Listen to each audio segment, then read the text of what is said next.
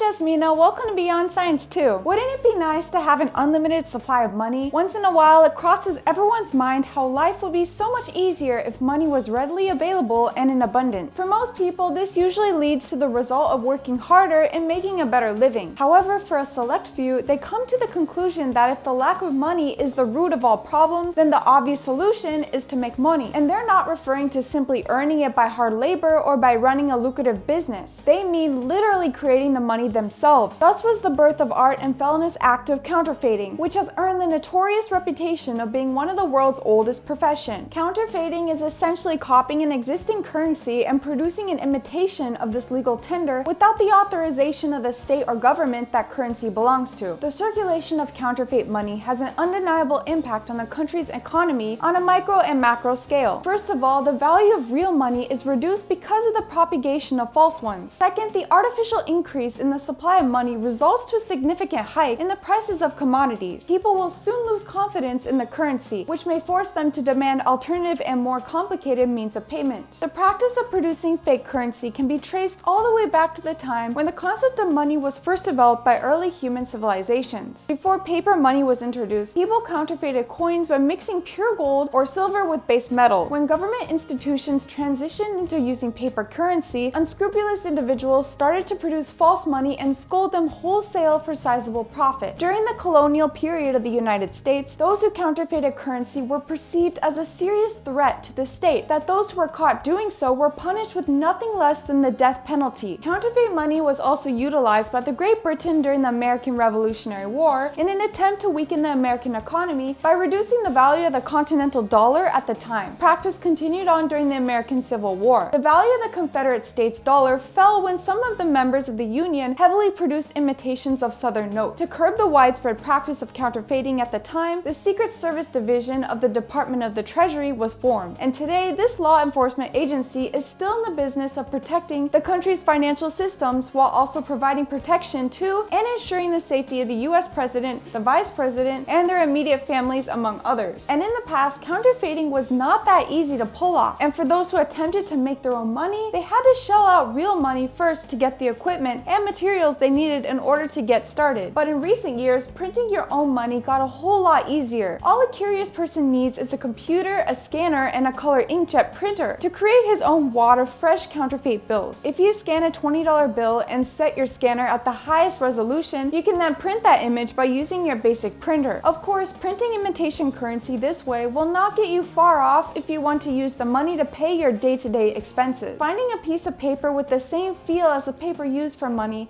is already a challenge in itself. Common paper is made from the cellulose of trees, while the paper used for money, called rag paper, is made from a combination of cotton and linen fibers, which is why it is thinner and especially crisp compared to ordinary paper. Aside from that, bills today are printed with advanced security features that set them completely apart from counterfeit ones. The current series of $20 bills, for example, which was first printed back in 2003, have several highly sophisticated anti-counterfeit features that make it difficult for counterfeiters to replicate. For one, these $20 bills have a plastic security strip embedded in the paper. There's also the number 20 on the bottom right corner on the face side of the bill, which is printed using color-shifting ink that turns from copper to green. There is also a watermark on the bill which shows a faded and smaller portrait of President Andrew Jackson. And if you look at the back of the bill, a Huron constellation containing 90 faint yellow-colored 20s are visible, which prevents casual counterfeiting using photocopiers. Considering the complexity of how dollar bills today are printed and the secrecy surrounding its sophisticated security features, it is not surprising that casual counterfeiters like teenagers are often immediately caught. These people who would print their money with the wrong paper, using the wrong colors, and in the wrong arrangement. Moreover, they tend to hand the money to individuals like small business owners and acquaintances who are inclined to report their fraudulent operation. Nonetheless, nothing is impossible to the determined, and some individuals and counterfeit rings have gone the extra mile to stay as ahead of the curve as they can while it comes to printing fake money. Arrests in recent years have shown that not even high-tech safeguards can stop a crook from cheating his way through life. For example, in 2014, self-taught graphic artist Heath Kellogg, who is also known as the Printer, got sentenced to federal prison for committing counterfeit offenses after he, along with his crew, allegedly distributed fake $50 bills worth more than $1.1 million throughout Georgia, Tennessee, South Carolina, and Florida. They created their counterfeit currency through a multi-step print process that used office printers and glue. According to the Secret Service, Kellogg created 2 layers to print an imitation of the watermark and just glued them together. He also made it seem that the fake bills had security threads embedded in them by using color pens and inks that showed up under ultraviolet lamps. Another man from Rhode Island was also arrested along the same time as Kellogg's capture after he allegedly managed to erase the ink on $5 bills and turn them into $100 bills. He apparently learned the trick of using chemical soap to remove the ink on the paper from a simple guide he found on the internet. Then there's Canadian Frank Bourassa, who regards himself as a god when it comes to counterfeiting. Bourassa gained infamy a few years ago for masterminding the production of $250 million